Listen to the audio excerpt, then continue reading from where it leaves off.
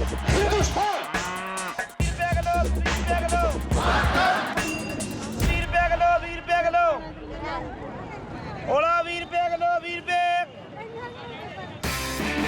took a walk through this beautiful world, felt the cool rain on my shoulder, found something good in this beautiful world. I felt the rain getting colder. Sha-la-la-la-la, sha-la-la-la-la-la, sha-la-la-la-la, sha-la-la-la-la-la.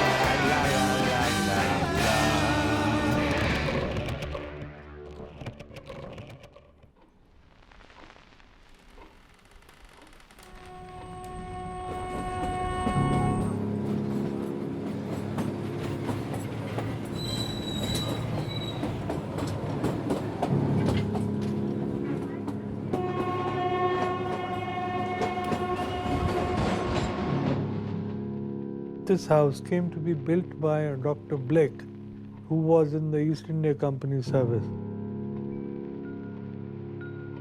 My grandfather came to be nominated to the body called the Council of State, which used to be a part of British India. It was another time, one that few still remember. The India before partition, when these rooms, this house, was part of the seat of power.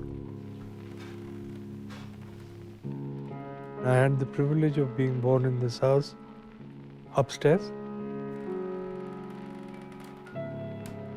This was the Maharaja's bed. I mean, his chambers at present. And it was the routine that we'd all parade up into my grandfather's room to wish him good morning. And then we'd all come down for breakfast. The walls tell a story. Many stories. There used to be a lot of animosity. There were two very divided classes in India. So there was a lot of tension between the ruled and the rulers. But that was a different time, you know. Now I think back and it's more like a fairy tale.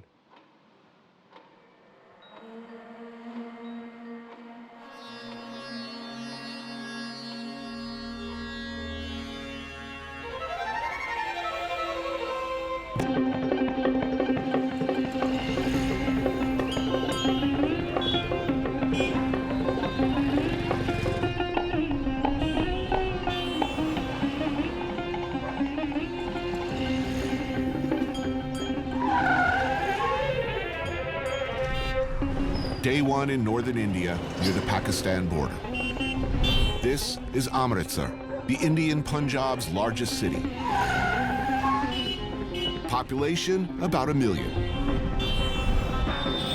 This is a part of India I've never seen, a place I've always been curious about. Home to some pretty legendary cuisine. In Amritsar, they have a saying: the best food isn't cooked in people's homes. You find it on the streets.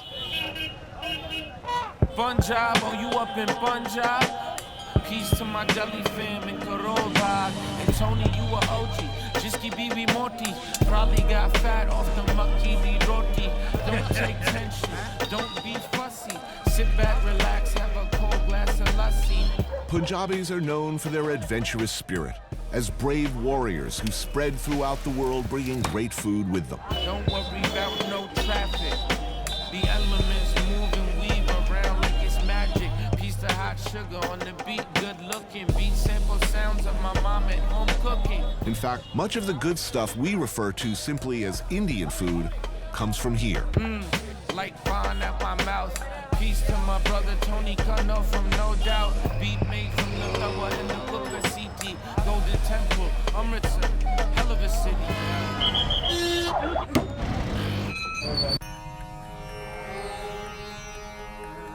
The Punjab of the early 20th century saw some of the most violent resistance to British rule.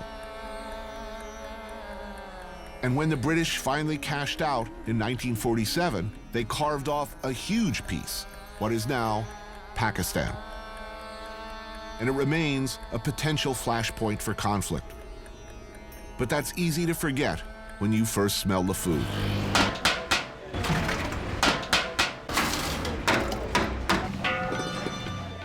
Good. There we go. Kesar da Daba. Daba meaning side of the road food stall. And there are like countless dabas to choose from in this town. But this one is legendary. See Tony eat vegetables. And like it. You eat around this part of the world, Punjab in particular, get used to eating a lot of vegetarian. Chickpeas, dal. And India is one of the few places on earth where even for me, that's not a burden. Ooh, what's that?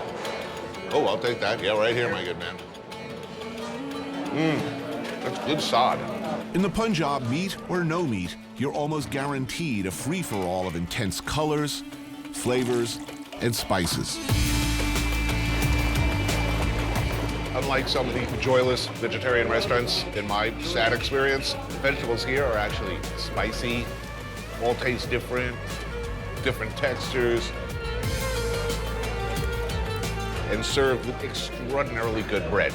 It's got this multi-tiered, crispy in the outside, chewy in the middle. It's a whole different experience. If this was what vegetarianism meant in most of the places that practice it in the West, I'd be at least half as much less of a dick about the subject. Look, hippie, if you made bread this good, I might eat at your restaurant.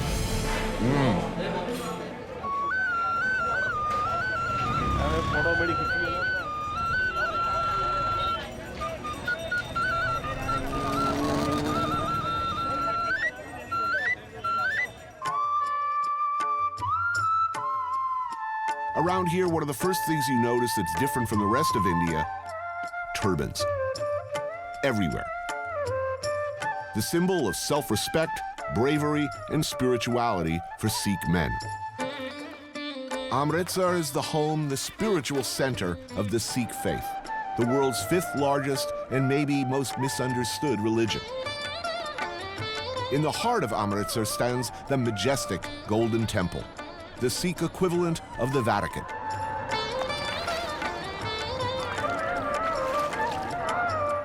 Sikhs are fundamentally against any caste system, believers in religious tolerance, but they are just as fundamentally warlike when it comes to defending their principles and what they see as their territory. Welcome to Golden Temple. Thank you.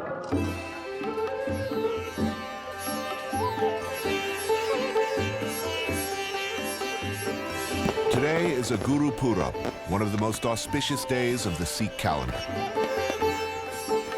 Pilgrims from all over the world come to worship, walk the perimeter, and bathe in the holy pool.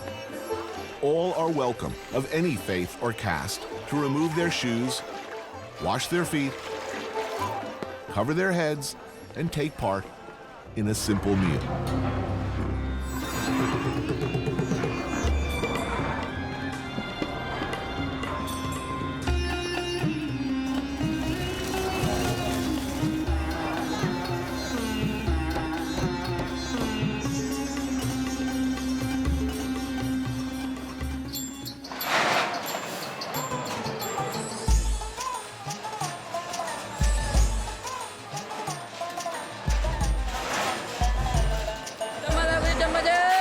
This is the langar, a free vegetarian meal served to many thousands of visitors from every walk of life, every day of the year. They serve 16 hours a day? 16 hours a day, For how many years continuously? 300 years. 300 years. Everyone doing the cooking, the serving, the washing of thousands and thousands of metal plates and utensils are volunteers.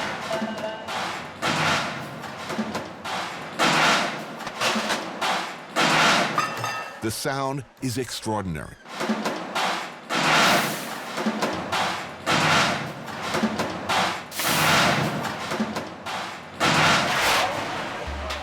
We have a teaching that everyone should serve all 3 things, money, mind, and body. Right. Should be served to other people, free of cost. And that's what we do. Walking me through it all today, Donwant Singh. Now, for a religion that's so concerned with tolerance, where does the Grand Punjab military tradition come from? Because it's a very, very powerful one. So powerful people, so hardworking people. Every Sikh you see, if he is baptized, he wears a small sword. In our Prophet, when we get baptized, he says, you must protect yourself, you must protect others, and you must protect your country. So that makes us what we are.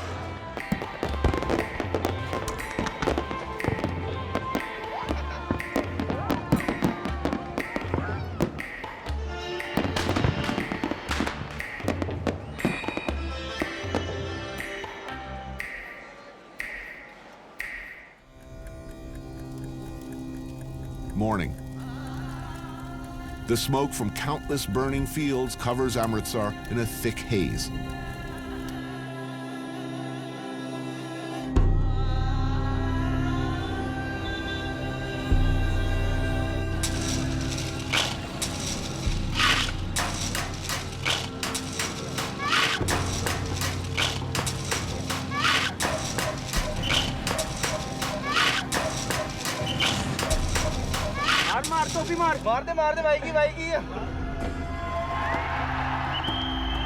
The ancient art of Pelwani evolved from Indian wrestling techniques that date back to the 5th century BC.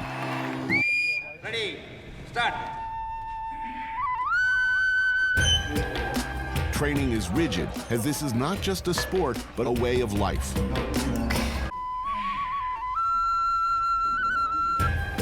Wrestlers live and train together and have strict rules of diet and personal conduct. No smoking, no drinking, no contact with women. Here we go.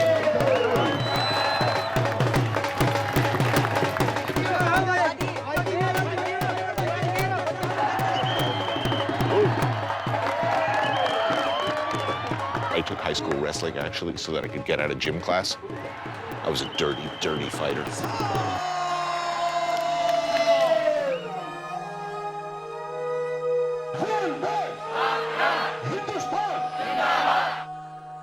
It is an all too natural segue between the aggressive posturing of opposing bodies of Pelwani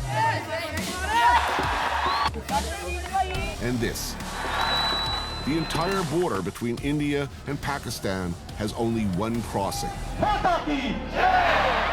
Here at Wagah. Every sunset, the border is officially closed with this bit of national theater. Wearing nearly duplicate uniforms, the Indian military and Pakistani Rangers partake in a game of theatrical contempt. Clearly, it's a popular show.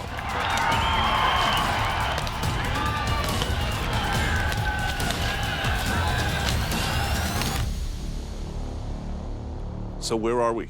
We are right next to Pakistan. India and Pakistan were once one country, ripped apart in one of the hastiest, ill-considered partitions imaginable. Beyond there, no more fence? No more fences. So it's, once you get past there, Yeah. you can go straight into Pakistan if you yes, want. Yeah. So See, they're- the they're- problem is, the thing is, India is trying to stop people from coming in. The infiltrators, drug dealers and terrorists. Uday is working on a documentary about the India-Pakistan border. Right. No one wants to go into Pakistan. No one wants to go into Pakistan. No one wants to, in their right mind, wants to go into Pakistan. Well, really? That's a fairly decisive statement. So they put up the fence, but the fence is on the Indian side. Yeah, it's 150 meters from the border. Right. So beyond that fence, still Indian farmland. Yes, So people who live over here can farm over there. can farm over there. The Punjab is a fertile region in an otherwise very dry country. This is India's breadbasket. With over 1 billion people currently residing in India, every inch of fertile Punjabi soil has great value. These are people who owned land over there. Yes, Then they put the fence. yes, Suddenly your life became difficult. exactly. They are restricted by many things. They can only grow some kind of crops, and they can't farm more than 8 hours in a day. How long does it take to get back and forth? The border security force mans these gates, so they have times, when they can enter and come out.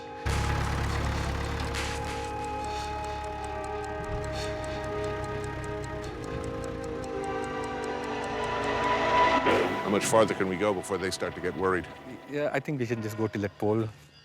When India and Pakistan were separated, the attempt was to try to draw a line across religious lines. Exactly. Drained by the colossal task of fighting 2 world wars, in 1947, Great Britain decided to end their nearly 200-year rule over India. In an attempt to prevent what the colonials saw as an inevitable civil war between Hindus, Muslims, and Sikhs, the British commissioned Sir Cyril Radcliffe, a lawyer from Wales, to draw up a new border. He was given 2 months, 2 months to divide. 2 months to divide Create a new country, basically. So he took the map and just drew a line. People died because of the displacement. Unofficially, they say it's 2 million people. When Jains fight, the minnows get trampled upon. In one of the largest exchanges of populations in history, many millions of people fled their homes. Almost immediately, religious violence broke out on a mass scale. This is exactly what the partition had been intended to avoid. Do people here still have families over there? Yeah, they do. When the line was drawn, there were villages which were split into half. There are some houses where you enter from India and you exit from Pakistan. Really? Yes. Wow. This part of Punjab and that part of Punjab, they were one state. So the culture, the eating habits, everything was very similar. Well, that's a popular metaphor for India. Pakistan is twins separated at birth. They were never twins. It was one country. You can say dismembered. Right. If you cut a body in 2, they're not going to become twins. Right. So it's sad, You can see them. They're doing the same work as you're doing. They dress the same. They look the same. But that you can't talk to them. It is an ongoing struggle, an enduring cause of paranoia, visible all across the region. 2 nations with atomic arsenals who have showed, if nothing else, a terrifying willingness to use them.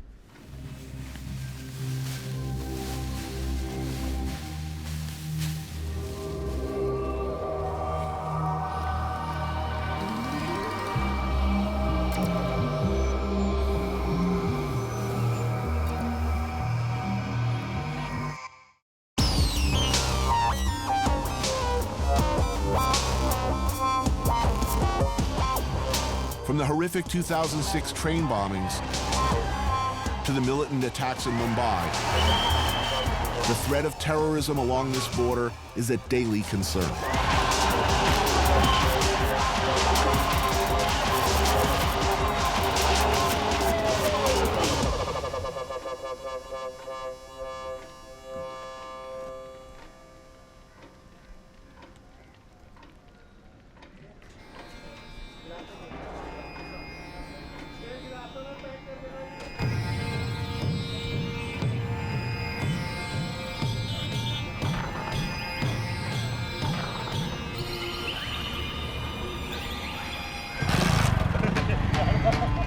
Want something good?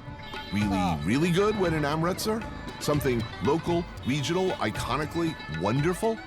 You can't say you've had the Amritsar experience until you've had a little kulcha in your life. Kulcha. This is the iconic dish of Punjab. Yes, that's the speciality here.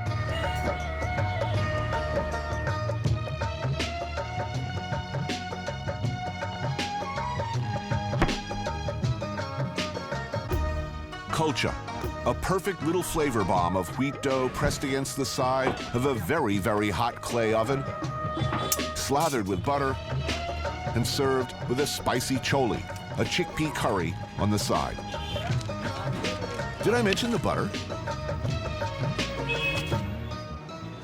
How's it? Nice? Delicious. Everyone in Amritsar seems to be an expert on kulcha, including this lady, Navroop. It's a chutney, and this is all radish. Very, very, very good. Generally speaking, Punjabis are famous for being a warrior class. Taller, bigger. Yes, we're big. Still, maybe not fighters so much, but still eaters. Oh, yeah. Big time, yes. The religion doesn't matter. Food is religion here.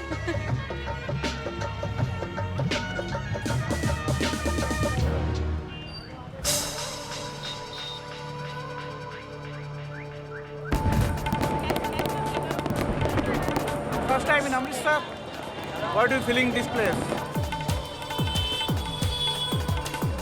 Checking off my list of things to do in the Punjab, I gotta score some animal protein. It's time. I've been going all Morrissey for like 2 days now, and frankly, that's enough. I need chicken.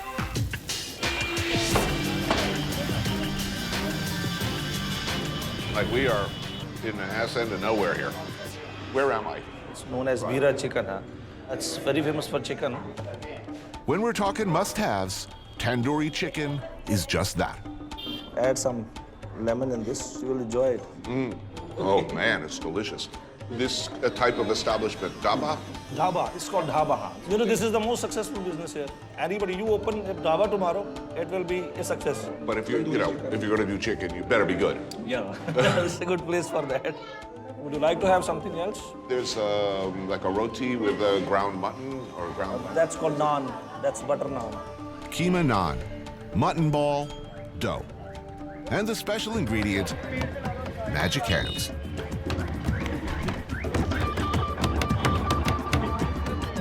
And believe me when I tell you, this shit is good. So good that people snap it up the second it comes out of the tandoor oven. Hey, that's mine. Is it good? It's sensational. Wow. People do love their food. Definitely, yeah. I love eating. The movies and television in this country is fantastic. Thousands of films are made per year. I don't even understand what's going on. I mean, everybody dances and sings. I don't get it.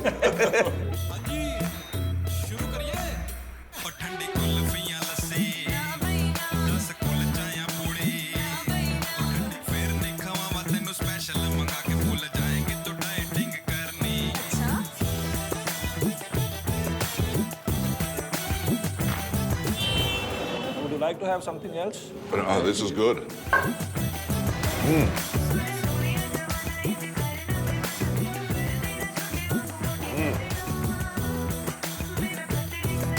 Oh, yeah. Wow. Oh, yeah.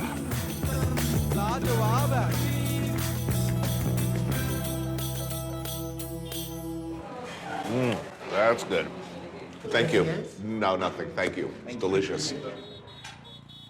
So good.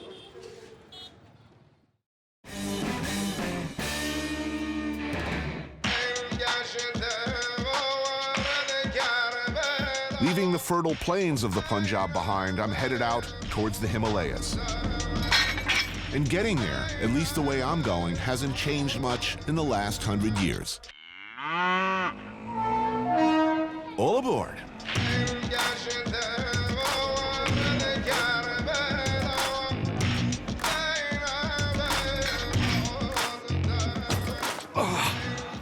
This is gonna be suboptimal seating. Yeah, I don't think this reclines.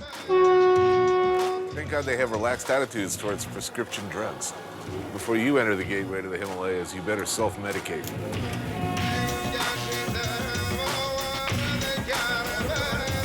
Meanwhile, I've been like 24 hours without a bite of food. I arrive, it's like, oh, well, there's snacks on the way. Great, get a bag of peanuts. Truth be told, I'm an angry, bitter man when I board. I'm guessing there ain't a Shoney's or a P.F. Chang on the way. Kind of cute, little train. It's so little. It's like the Universal Tours. I'm going to King Kong ride. While my stomach growls, I become the kind of traveler I warn against. Gripey, self-absorbed, immune to my surroundings. But as my brightly colored little train heads up into the hills from Kalka Station, known as the gateway to the Himalayas, my worldview starts to improve.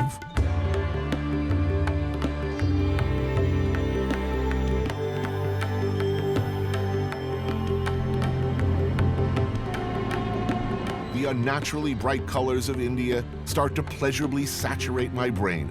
The views from the window of ridiculously deep valleys, 100-year-old bridges. It's, well, breathtaking.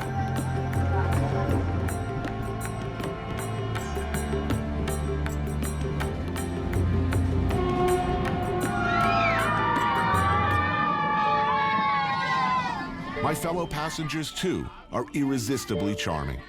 The school kids in their uniforms cheer in unison every time we pass through one of the tunnels.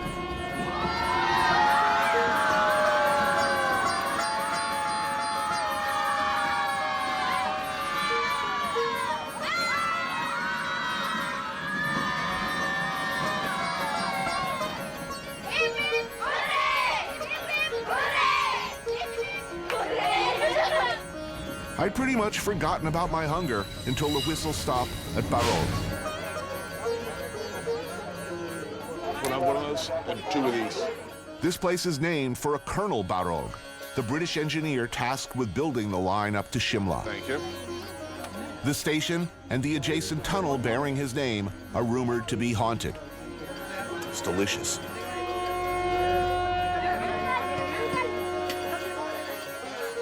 Already behind schedule and plagued by cost overruns, Barog screwed up.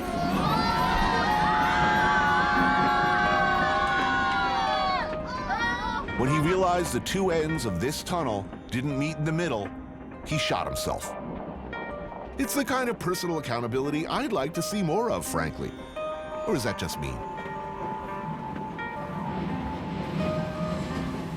But all my snarkiness fades as I reflect, and one can't help but reflect on what it took to dig, drag, blast, and tunnel one's way up this route back in the day. Back in the beginning, making the trip to Shimla required a somewhat uncomfortable 3-day trek up the mountain by foot, or horse, or hand-carried palanquin.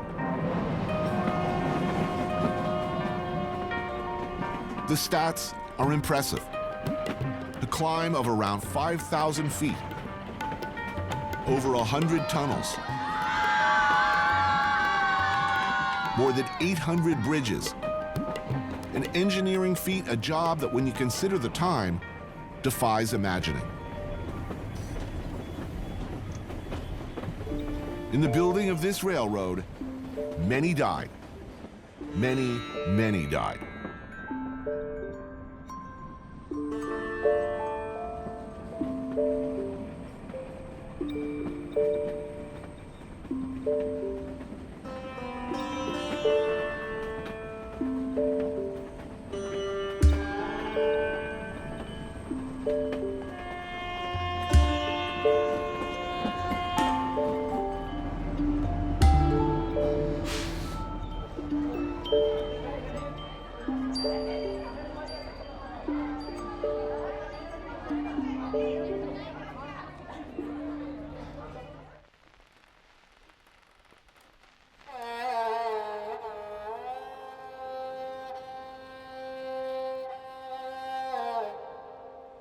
When you look at that painting,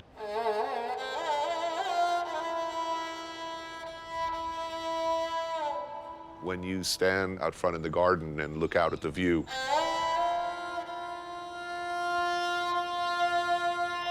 can you picture the way it was? I've been to many places where it reminded me of what Shimla had been when the British first came and settled there. I have a penchant for such places. It is a kind of a throb that I feel. Fond memories of British rule? Maybe not what you'd expect to hear. But Kawa Ratinjit Singh, that's Reggie for short, his family was different. Indian royalty with palaces, the 1% of the 1%. So life for Reggie as a young boy was, relative to the millions and millions of others his age, enchanted.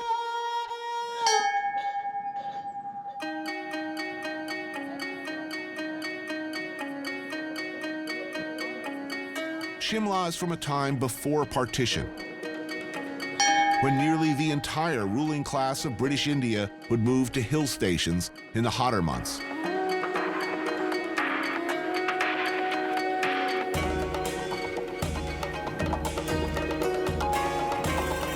Shimla was once known as the queen of all hill stations. Here, the colonials created England in miniature, complete with Tudor architecture, rose gardens, afternoon tea. My grandfather, it's very difficult to describe what did he do. Well, quite frankly, he did nothing. But he entertained hugely. Garden parties, fancy dress balls, elephant hunts.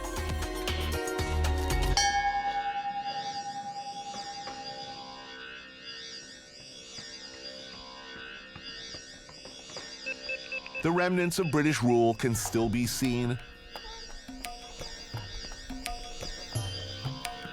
and felt. This is particularly true of one house, Chapsley. My family was very fortunate that they were able to buy this house because it was a famous house. The house was purchased by Reggie's grandfather, the last Maharaja of Kapurthala. Those Brits really left beautiful buildings.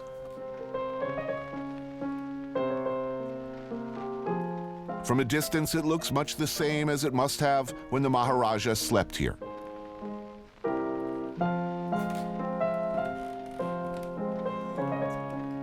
Check out the tub.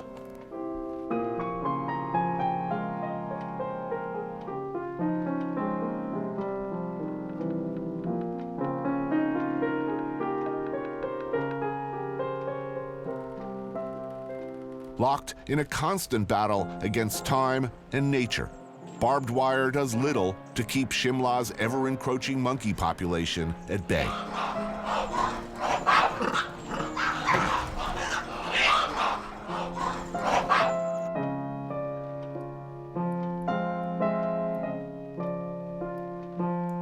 Stripped of their wealth and their kingdoms, the one-time royals all across India have had to either sell their estates or, like Reggie, turn them into hotels and guest houses in order to hold on.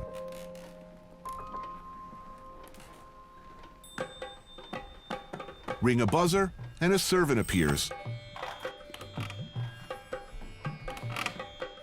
Man, they bring you hot water bottles at night, put them under the covers.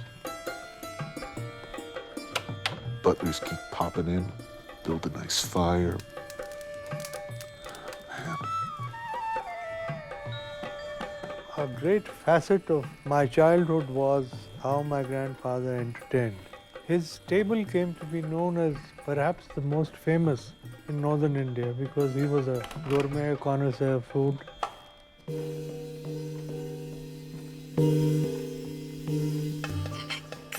Tonight, dinner at Chapsley, an elaborate Anglo-Indian menu from Reggie's childhood.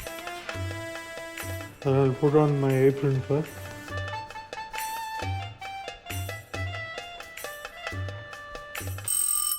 My fellow guests, two of Reggie's friends, Raja Basin, a historian on the subject of Shimla, and Rakash Varlalsud, the barrister. There's so much history here. I mean, while I take a dim view of colonialization, it's very hard to resist the charms of a house like this. That's quite understandable, actually. You've got 100 years of very, very intense history funneled into a very small place. And this house used to house the Secretary of State to the crown. What am I eating? This is eggs à la Florentine.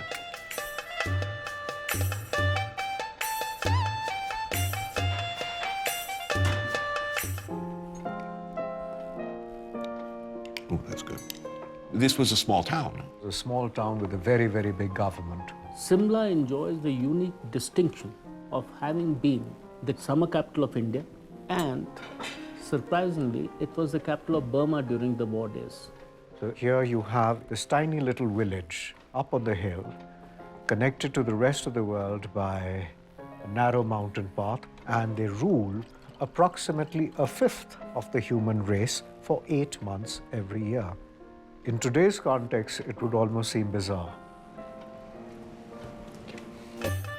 Mulligatawny soup, classic example of what we think of as Indian food in the West, but not at all. This was originally a soup made by Indian chefs to accommodate British tastes, is that correct? It was something what you would call halfway between a regular dal, a lentil, which you would eat, and a broth. The glassy chops. Mutton glassy chops. Basically meat cooked in its own fat and it would have a lot of curry on it. It's a misnomer. This meat is not actually mutton, it is chevron. Here, back before the rail line, it would be a difficult trip. Yes. But once they were up and running, I mean, there were many servants to look after your every need. You had a fireplace, a hearth in every room. And people on the regular payrolls whose only job was to shoo monkeys off the grounds. Wow. You would be carried around in palanquins, little box in which you sat in a curtained box. This man would go stamping his staff in the ground and the bells would jingle and the common folk would give way. And normally they were not even supposed to look in the direction. Mm-hmm. It was bad manners. Right. It wasn't easy for the people who built the town. It was India that paid the bill for all this grandeur, for all this pomp, for all this show. They did it at our expense and with our money. At the end of the meal, there's coffee, brandy, and cigars in the sitting room. As one does, or once did.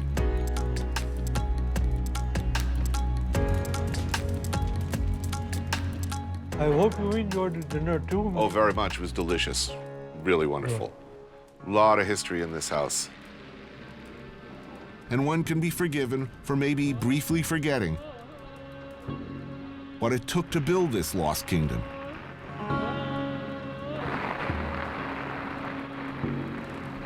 And how much the world has changed around it.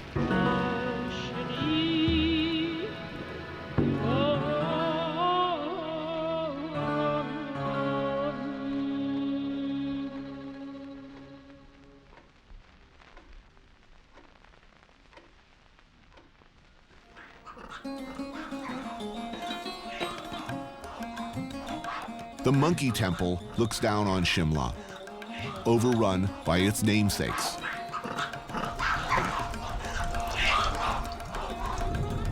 Twisting up further into the Himalayas, I find myself at a place known as the Land of the Gods.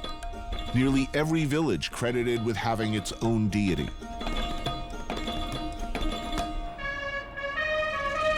Getting there, you might well have an opportunity to meet one of those deities.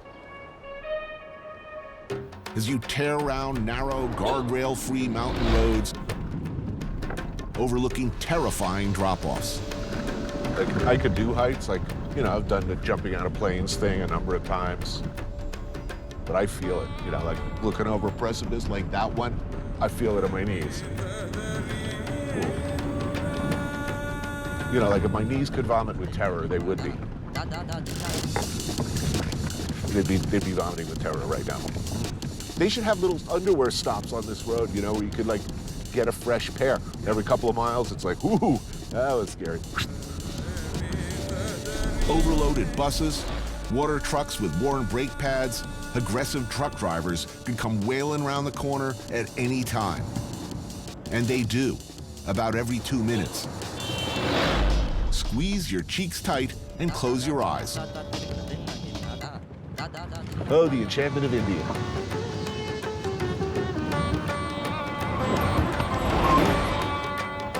The remote locations of these isolated mountain villages has kept old traditions alive. Village fairs serve as an opportunity for families who live very far apart to get together, play games, eat, and partake in religious rites honoring local deities.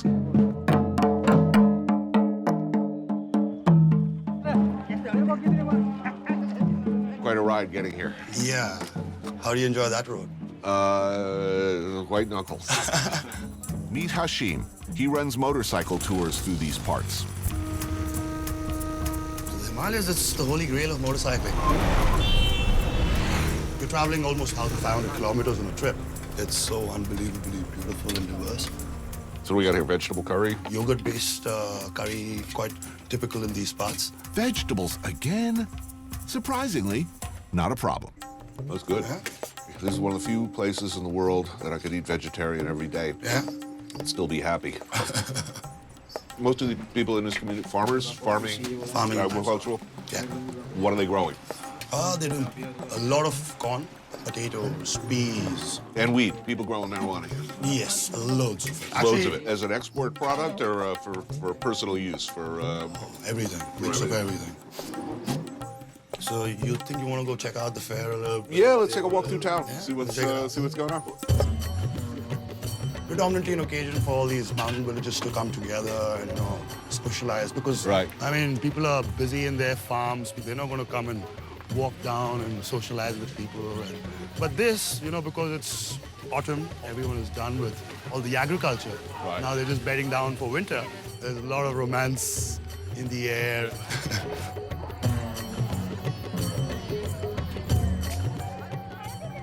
I've been to Mumbai, Kolkata, Sundarbans, Rajasthan, Kerala. This is a part of India. It's different than any other part.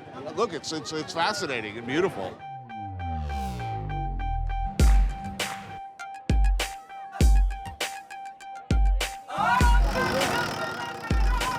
Oh yeah, sweet.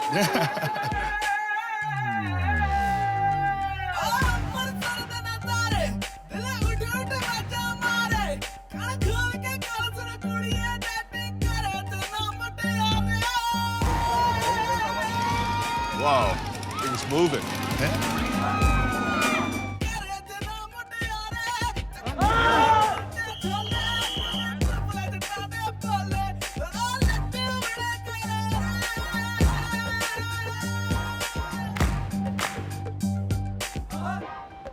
Voila, end of the road.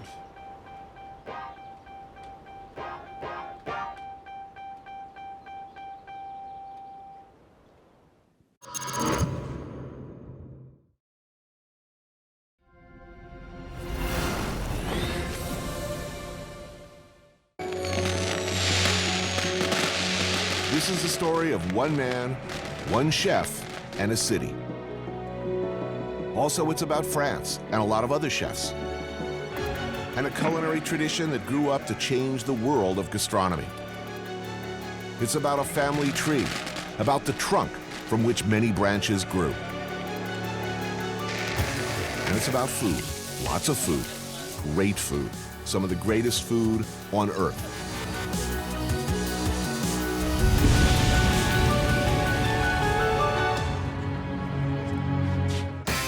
I took a walk through this beautiful world.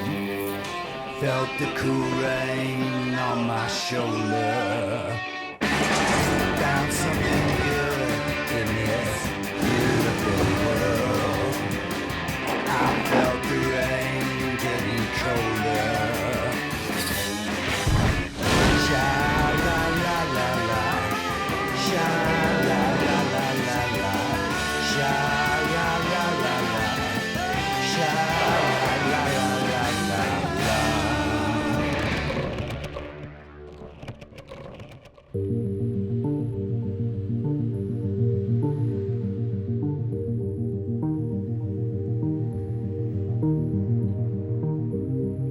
What is it exactly about this place? Over the past century, the system here, the tradition, whatever it is that took hold here, churned out a tremendous number of the world's most important chefs. Point, Chapelle, Trois Gros, Bocuse, and as importantly, influenced nearly all the rest of them. Why Lyon? Why is this such a gastronomic capital, though? I mean, why Bocuse here? Why Trois Gros here? Why all of these great chefs? Because Lyon it's really positioned between the north and the south. Right. You are locked in between Burgundy and Rhone. Lyon, it's the second largest city in France, situated in the southeast of the country, midway between the Alps in the east and the Mediterranean to the south. This was also a bottleneck when cars became the mode of transportation. It goes right to the heart of the idea of the Michelin, driving the destination on the way to the... Completely. Out of that system came chefs like this guy, Daniel Boulou. Like Prince or Madonna, he needs really only one name. In New York or anywhere in the chef world, Daniel. The name of his 3-star eponymous restaurant in Manhattan. One of many in an empire that stretches from London to Singapore. He came from here, a farm outside the city of Lyon. Through the city's great kitchens, to to Le Cirque in New York, then his flagship. So when did you start working with food? 14 years old, 1969. I started as an apprentice in Lyon. He started as so many French cooks of his time did, at the very bottom, as a 14-year-old apprentice in the restaurant Nandron. What was your first job in the kitchen? They used to call me the beaver because I was just washing every single day. You know, they make you clean the vegetable, they make you carry all the boxes from the market. 14, you can't do that anymore, can you? I don't think you can make him work 12 hours a day. Right. And pay him maybe $1 a month, you know what I mean? That's, the good old days. Yeah, well. Why Lyon? Why here? Look at the fundamentals, the things the Lyonnais think of as birthrights. The right, for instance, to eat delicious cured pork in unimaginably delicious forms. The art of charcuterie, Lyonnais can't live without it. Look at this. Terrine, pâté, sausages, rillettes. It's an art that's revered here and widely enjoyed. Monsieur Renaud. Bonjour. Merci. Avec grand plaisir. Tony. Bonjour, monsieur. Tony, voilà. Tony. And few names garner more respect from aficionados of pig than Renaud. Alors, on a le saucisson à cuire, là, en ce moment. 20 tons of saucisson just inside this room. The holiday are coming, and they're going mad with the production of saucisson. Right. In a relentlessly cold room, pork shoulder, belly, and fatback are fed in batches through a vertical chopper. A sprinkling of seasoning and spices. Almost comme ça. Removed in large balls of finely but not too finely chopped meat. You do not want to get your hand caught in one of these things. Then mix to a smooth perfection with the dough hook. Mana. A lot of work. Spread out and layered for consistent seasoning, formed into shapes, and smacked to remove air bubbles. Make sure the meat gets really tight. Into the sausage machine and piped into organic casings. Trust me, it ain't easy.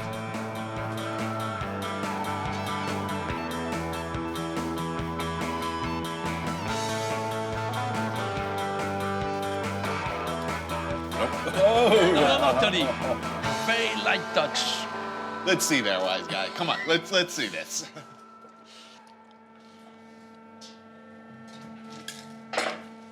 That's how you get pregnant.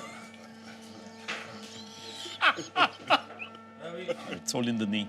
Yeah. Just release at the end. It's a serious workplace, but with production nearly done, this being France and all, it's time for a snack and some wine. Doing what I'm good at, eating. This is the saucisson à cuire. This is so good. That's sabaudet. Le vrai sabaudet, c'est ça. Sabaudet, another of Lyon's most famous sausages, is made primarily from pig's head, with pork belly, pork shoulder, brandy, nutmeg, and allspice mixed in for flavor. This always cooked, served hot? Yeah. Oh, man, that's good. That's what we're gonna eat with my father. Oh, yeah? I'm gonna get some here of the skin. Saucisson de Lyon, le vrai saucisson de Lyon. Voilà, peut-être un peu trop. He knows he does really good work. He knows how good his stuff is, you know? Cheers. Ah, nice. It's a beautiful day in Lyon. Yeah.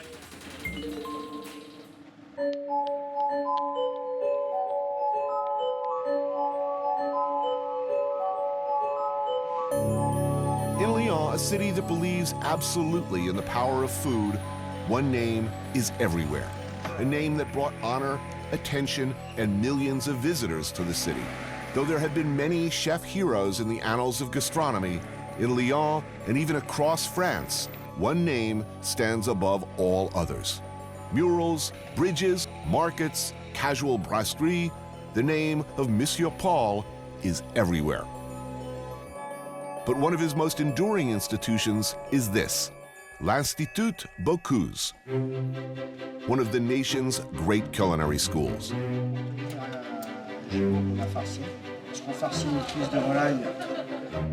Now, just to give you an idea of the standards here, the kind of traditional dishes, baseline, old-school fundamentals you're expected to master before you move on to becoming a creative genius all your own, meet these guys. Mathieu Vianney, Joseph Viola, and the Institute's top dog, Alain Le Cossec, chefs and MOFs all, otherwise known as muffs. Pretty much pay your flight home, private. Master chefs. Every 4 years, they have this MOF competition. MOF is... Meilleur ouvrier de France. The master craftsmen of France. There's about 30 disciplines of craftsmen where you can acquire the MOF. See that red, white, and blue around their necks? That means they made it through the brutally, unreasonably rigorous competition that pits hundreds of top chefs against each other, where only a handful survive.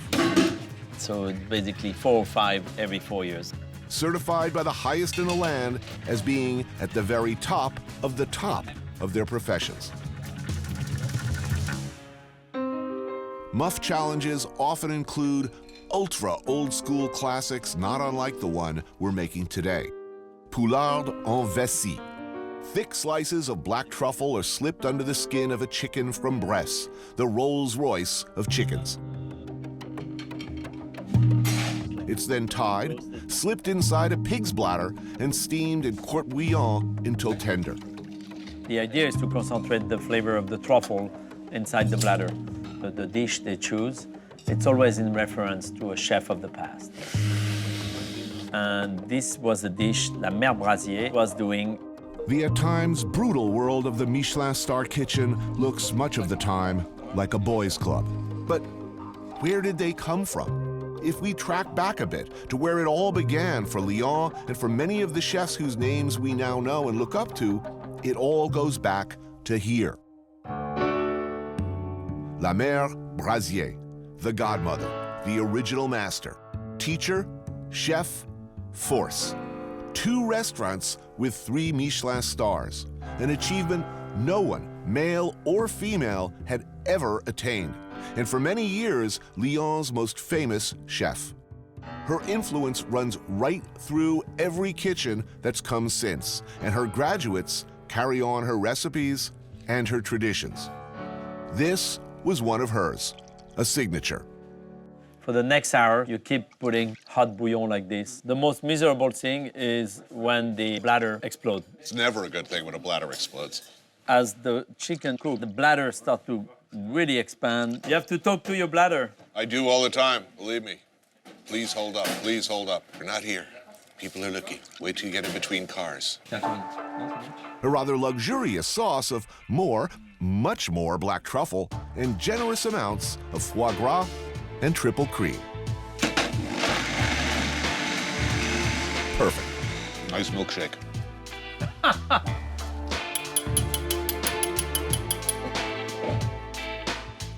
Slightly pink around the legs, but cooked through, the flesh perfumed by the generous slices of truffle. Who gets to eat like this? We do. How is it, Tony? It is divine. You see the perfect balance in the sauce. If I was a chicken, that's the way I would like to end up. Even if I weren't a chicken, I'd want to go like this. Die surrounded by truffles and foie gras and fine wine. Bonté et merci.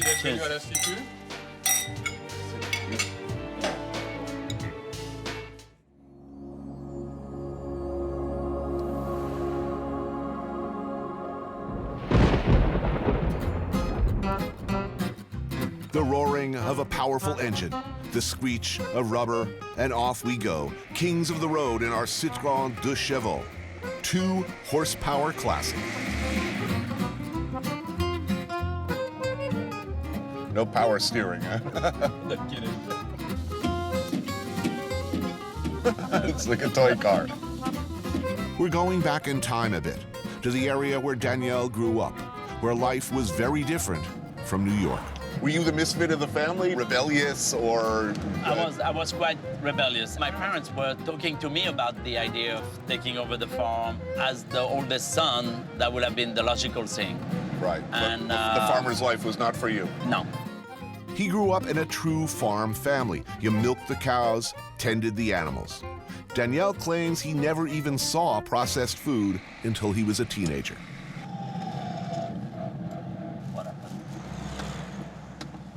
Uh-oh.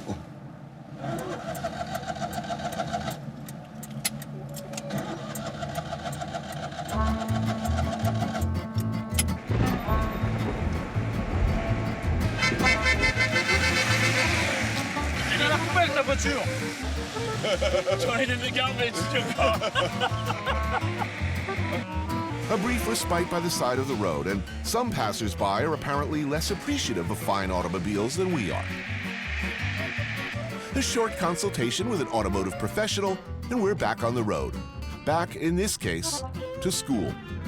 This was Danielle's old elementary school in the nearby town of Saint-Pierre-de-Chandieu.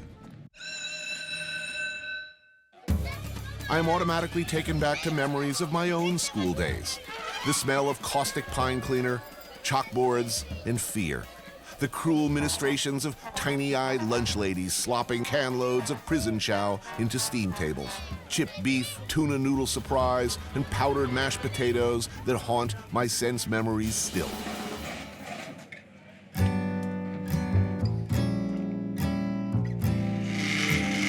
Pumpkin soup today with onion, nutmeg, and chicken stock, but basic good pumpkin soup.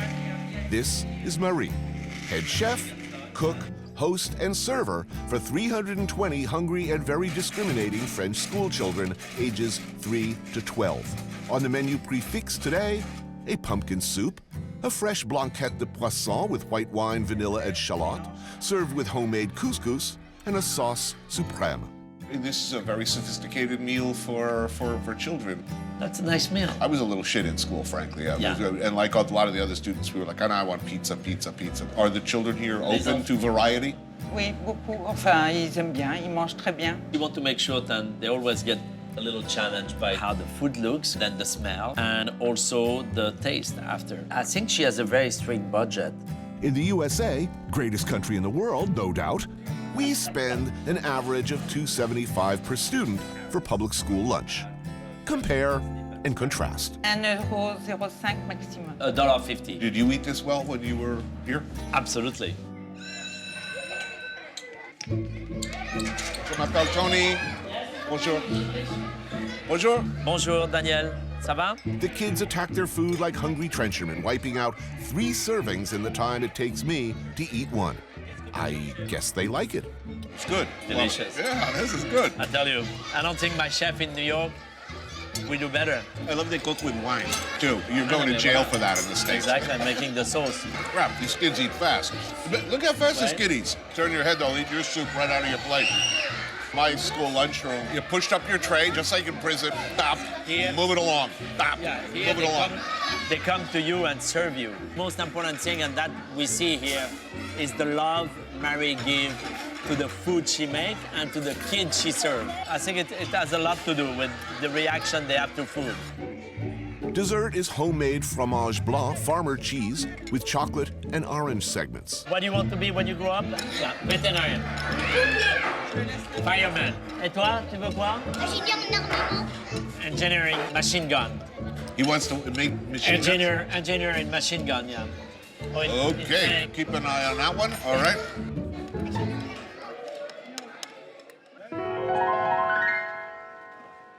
For a dope fiend, feeding the monkey means finding and sticking with heroin. For one poor guy, it's this: French food, in particular, Lyonnais food. The cautionary tale of Bill Buford. Writer, editor, literary lion with a perfectly good job as fiction editor at the prestigious New Yorker magazine. At the undignified age of 53, he pretty much pulled up stakes, put his whole past life on hold, and defected to France to learn how to cook. What happened to you anyway, Buford? You used to have a good job. You hang out a couple of nights with Batali, and then next thing you know, you're living in France. It's true.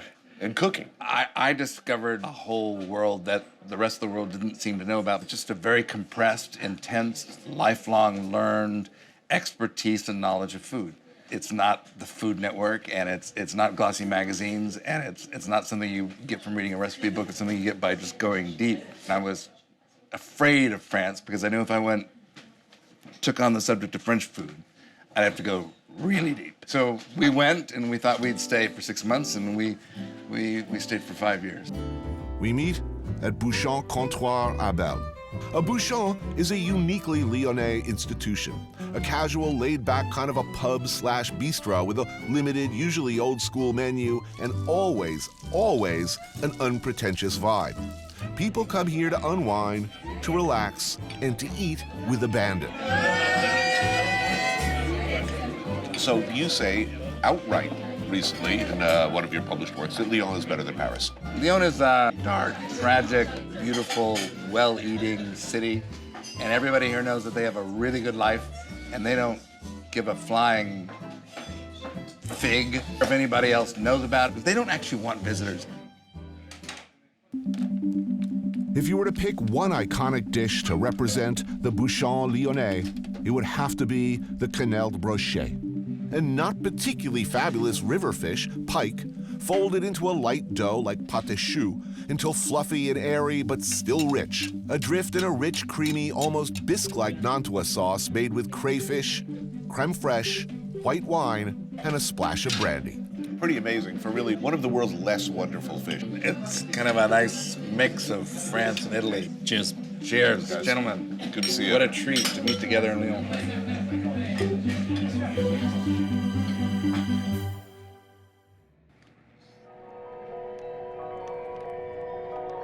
If you're really going to understand a place, love it the way it deserves to be loved, maybe you have to live there.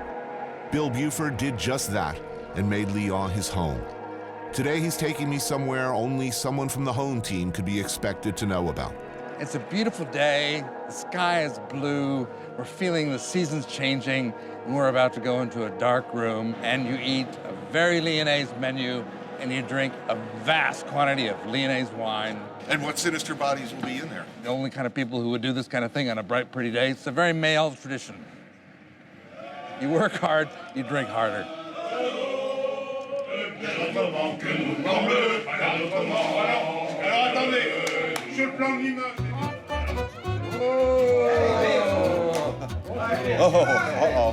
Don't be afraid. Don't be afraid. The mysterious, fabulous, goofy, wonderful bro-fests called franc-maçons. These are basically eating and drinking societies that go back over a century, when the silk workers of Lyon would finish their night shifts early in the morning. Hungry and looking to get, shall we say, completely hammered, they'd take over a bouchon, stuff their faces like heroes, blow off the proverbial steam in decidedly French fashion. Which is to say, no freaking Italian nachos or mozzarella sticks for these boys. Hell no. How often do you do this? 8 times a year. It's a very Lyonnais thing, societies, some secret, all of them sort of like special memberships. There must be like 50 of these things that I know about. Remember if you're invited to be a member and remain a member for the rest of your life. The food is invariably deliciously dinosauric and heavy, yet always glorious classics like blanquette de veau, the slow, slowly stewed neck and shoulder pieces of veal with mushrooms served over rice. Hunks of bread and wine, local Beaujolais of course, and lots of it. Santé. Santé. Santé. Santé. No woman. That's all. No politics, no religion. And it works. For 50 years. Yes. Do women have national, their own organizations? Yes. There are. So somewhere on the other side of town, there were a lot of women sitting around drinking wine, eating blanquette, and bitching about the men. Uh-oh. And then there will be, yes, singing, and no doubt the telling of lusty jokes, followed by serious official business.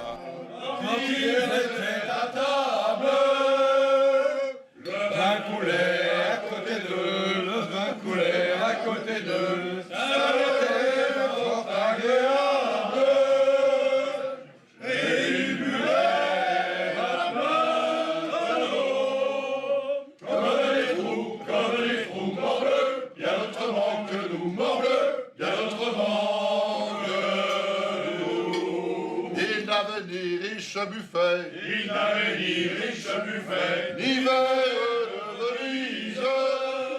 Et il buvait un tonneau. Comme les fous, mon bleu, bien autrement que nous. Alongside, and some say above the names of the other culinary giants in and around Lyon, is the name Trois Gros. Started by the visionary brothers Jean and Pierre, Maison Trois Gros received 3 Michelin stars in 1968 and sparked a dynasty of culinary excellence that continues today with Pierre's son Michel and his son César. My dream was always to put Maison Trois Gros on my resume. It's my first day chez Trois Gros. Anthony, bonjour. Bonjour. Comment allez-vous? Très bien. Many have called Maison Trois Gros the best restaurant in the world, and in the 60s, the brothers Pierre and Jean were early, important, and fundamental innovators of what came to be known as Nouvelle Cuisine. Behold one of their breakout classics, one of the truly game-changing, timeless, most influential dishes in history. It seems now maybe a simple thing, but it absolutely turned the world upside down when it debuted on the Trois Gros menu in 1962. I mean, when you have a dish this legendary, this iconic, there's no escaping. The Rolling Stones will always have to play Jumping Jack Flash. If you Google Trois Gros, you'll see this name. So forget everything you have on Google. Watch it now. Before this, fish was generally overcooked. It was served alongside elaborate garnishes, starches, vegetables. This simple, elegant, almost Japanese ode to flavor changed the way we cook fish in restaurants today and how we make sauces, what our plates look like. I remember seeing a picture of this as a young man. I'm getting goosebumps seeing this. Thrilling. Perfect. That's beautiful. It's all about the timing. The moment you put the fish on the pan, the moment you put the sorrel on the sauce, it's very important. Okay. Wow, go. All right.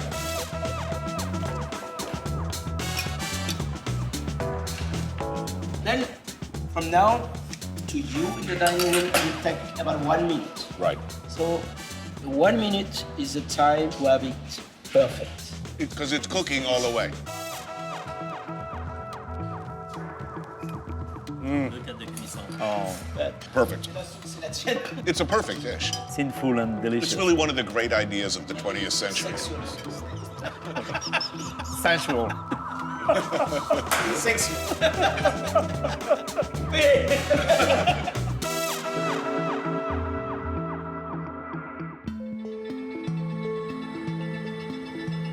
When in Lyon, one can't help but see a line from there, from the rustic dishes of the farm in the Bouchon, to here, the classics of the great tables of Europe. All roads lead here.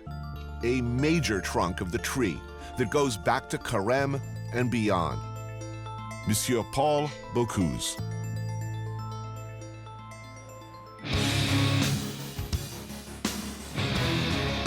The Brigade.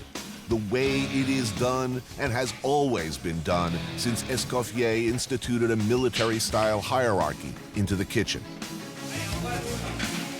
where the only acceptable response to any question or any command is "Oui, chef." This is the Special Forces, the SAS of cooking. And these cooks live to avoid, under any circumstances, disappointing their comrades, the hierarchy, or Monsieur Paul. Danielle worked here, and so have many, many who have gone on to run their own celebrated kitchens. Hello, comment ça va? Vous allez bien? In the 70s, as a young wannabe cook, I managed to lay hands on a French copy of Paul Bocuse's classic cookbook, La Cuisine de Marché.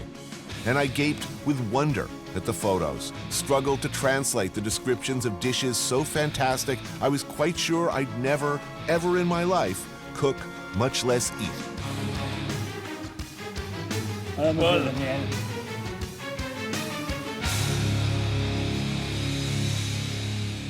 If you could please say how honored and grateful I am to be here. This is a dream come true. Paul, tu sais qu'il est très honoré. Over the years, how many great chefs have come through this restaurant and gone on to open great restaurants? Beaucoup. Oui. C'est pas, mais pas mal. Ce qui est formidable, il y en a un peu dans le monde entier. Je dis quand je voyage, j'en trouve toujours un.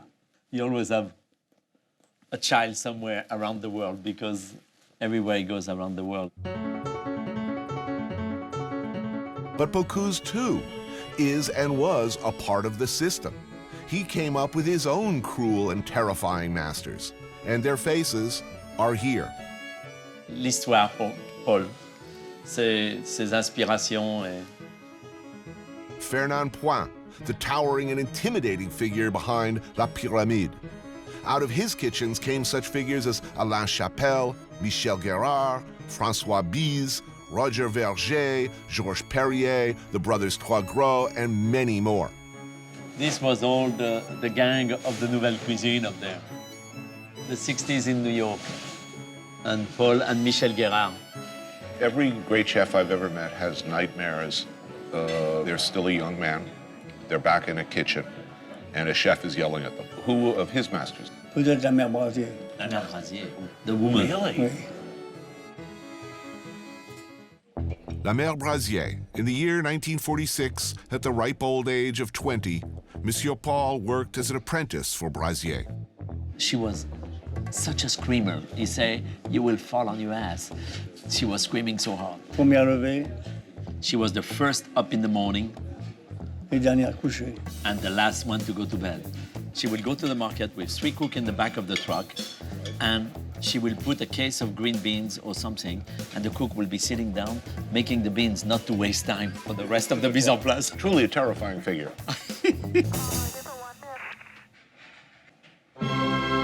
Truffle soup, Élysée. I can't tell you how many hours I stared at photos of this dish, how pathetically I tried to replicate it. Never, ever did I think I'd get to try it, much less like this. Loup en croûte feuilletée avec sauce choron. Sea bass with a tomato béarnaise sauce baked in a meticulously crafted millefeuille crust. This is a great moment. Ils ont que 3 caméras. Yeah, you only have 3 cameras? Or... The fish is filled with a delicate lobster mousse, chervil, and tarragon, then wrapped carefully in pastry. Notice, please, the careful and expert tableside carving and service. Nous, ça fait 50 ans qu'on fait les mêmes plats. He has been making the same thing for 50 years. Paul has an amazing respect for classic. A pot au feu, the peasant classic. Tony, get closer. You were totally sending me every one of those pictures, Yeah, by the way. Wow, look at that. This style of dish goes back long before cameras, but it's perfect. Is there a more perfect assortment of colors and textures? In this one, a somewhat more luxurious version. Beef shanks, flank steak, oxtail, veal shanks, chicken, marrow bones, beef ribs, leeks, carrots, turnips, fennel, and parsnips, all stewed long and at low temperature, then served with its own deeply rich broth. I think it's enough for the 2 of us. And then this. Oh my God. Messieurs, le lièvre à la royale.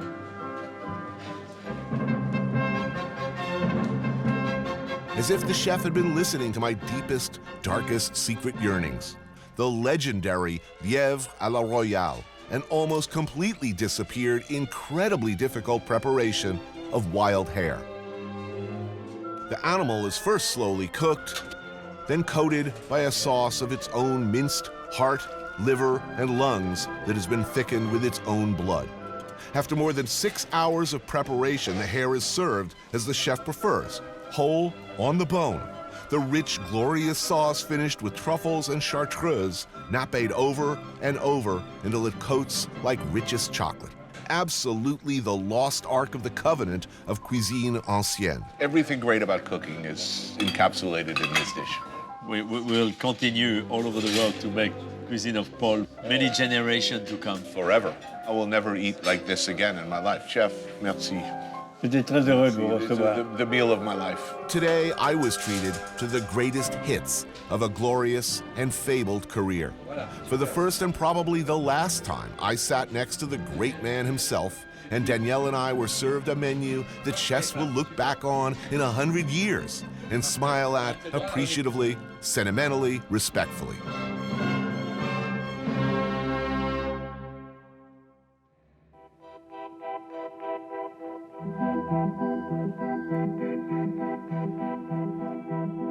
So, me and Danielle were going hunting. And over lunch, we'd mentioned that fact to Paul Bocuse, who immediately insisted that if we wanted to go duck hunting, we should come by his crib. And so we find ourselves in the morning mist of Les Dômes, a rural area about a half hour outside Lyon. And sure enough, in spite of his 88 years and the fact that he's been less than well, 9 a.m. on the nose, there he is, sitting on top of his beloved John Deere with his faithful dog Festin ready to go. Nice, fresh morning. Yeah, I was just thinking, the smell is beautiful. That dog is happy. The great chef loves this place, and you can see why.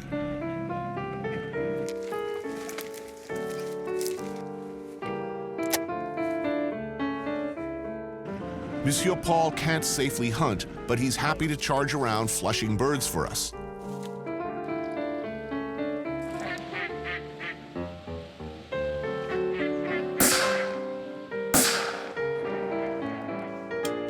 Beautiful. Yeah, it is beautiful. I could do this all day.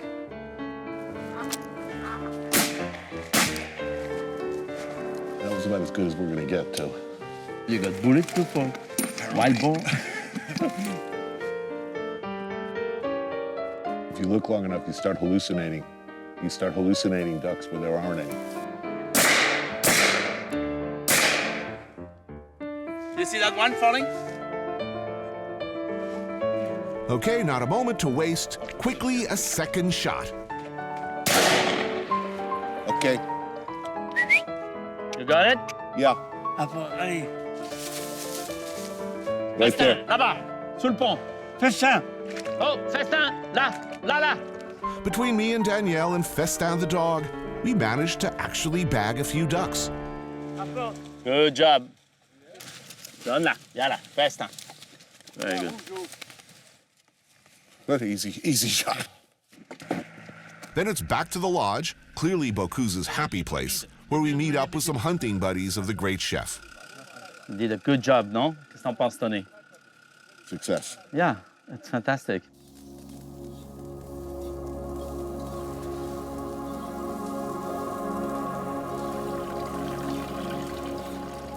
Is this the hunting lodge, the weekend getaway, hang out with the guys? That's where you come every day, almost. Hein? Tu viens pratiquement ici tous les jours. Un peu moins maintenant, mais autrement tout le temps.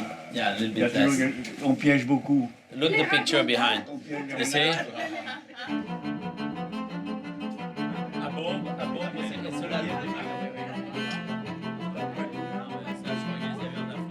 For tonight's meal, we pluck and roast some woodcocks over an open fire.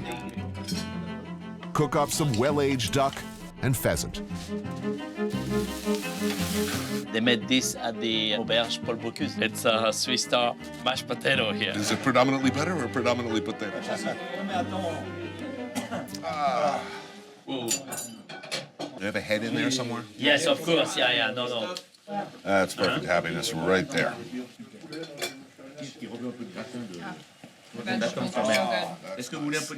My father used to say, I am a man of simple needs. And I noticed that the chef is a nice fire, some birds.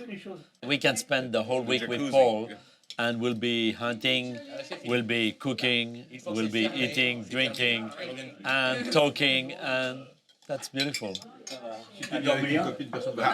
Ah ouais, en plus. Life is good. It is, for me, a dream to spend this time with a legend. But I'm thrilled that Bocuse, too, seems genuinely delighted. Le rougeau.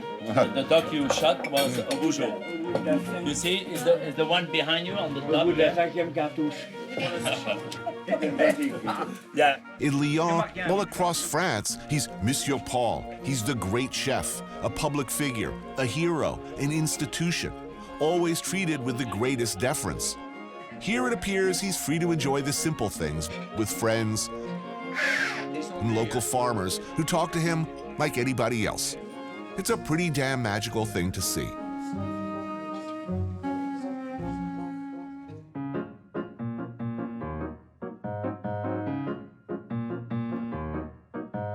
La lumière bleue des magasins Daniel may be a 3-star Michelin chef, but like so many of his predecessors, he's basically a farm boy at heart. He grew up milking cows and doing farm work here on his family's spread. There is, it turns out, something of a restaurant tradition to build on. The house on his farm was once a small cafe as well, operated first by his grandparents and great-grandparents. The famous Café Boulou, it turns out, was not the first place to bear that name. They kept it about 80 years or 100 years, and then they closed it. Voilà. 5 minutes, et parfait. No. Meeting Daniel's dad, one begins to understand the roots of his perfectionism. Bien calculé, hein? Très bien calculé. His mom, dad, wife Catherine, and Danielle collaborate. Attends. Oui. With some debate. Il y a un petit peu au milieu encore. On a super old-school farmhouse classic. The sort of thing that good times, bad times, a family could make with stuff that's always readily available on the farm. Check this out. It's a hollowed-out pumpkin layered with toasted hunks of stale country bread, which Monsieur Boulou Sr. bakes himself. Nutmeg, grated Gruyere cheese, mushrooms, fresh cream from the cows, and the meat of the pumpkin. And a layer of bacon also. Homemade pancetta. Very good. Oh man, it's heavy. Ça, repasser. Oui, voilà. Attention, pas de salir. We made it. Is he concerned that the pumpkin's going to try to get out? Daniel's dad could be something of a Gallic MacGyver. You don't waste stuff around here, and he's a bit of an inventor anyway. How much would you pay for a machine like this? Look at this. An old washing machine turned still. What the hell is that? Regarde, une fois que c'est commencé, ça va. So underneath we have the grab, but to seal it so there is no air coming in, there's cement on top. It's not distilled yet, it's just fermented. Leftover grape solids from the winemaking process usually used to make liquor like grappa. Today, a different use. If we can get it out of here. Why did you put so much cement on it? L'odeur. This is funky. Super. We'll be using this delightfully funky stuff to flavor the steam that cooks the vegetables and the sabodé sausages from Monsieur Renan inside the still.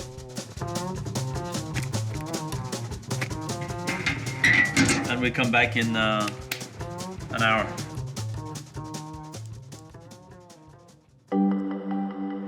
At dusk, we settle for dinner. Oh, look at that. Here is the pumpkin. Incredible. Look at that. Wow. The pumpkin is amazing. We also have that great sabodé sausage from Monsieur Renan. Oh, look at that. Whoa. Cabbage and potatoes, all steamed in the still. The flavor you get from the fermented grape, awesome. Yeah, it's awesome, huh? But good. So good. And if you know Daniel at all, he can't really help himself. He's popping up and down, serving everybody, making sure everything's just right. And sitting here with his family in the house he grew up in, you can see where it all comes from. Madame and Monsieur, their son, he's now gigantic international success. When he was a young man at 14 sneezing in the field, did they ever anticipate this? Du tout. No? No early indications of greatness? But I mean, there is a line, isn't there, from the farm and haute cuisine. They all reflect the region, hopefully. Yeah. But in the best case, they're interdependent. They come from each other. In fact, who cooks in the great restaurants? Well, farm boys, basically. Yeah. That's who always cooked. My deepest thanks to your mother and your father. Thank you. Merci. Next time, my father make you drive the tractor.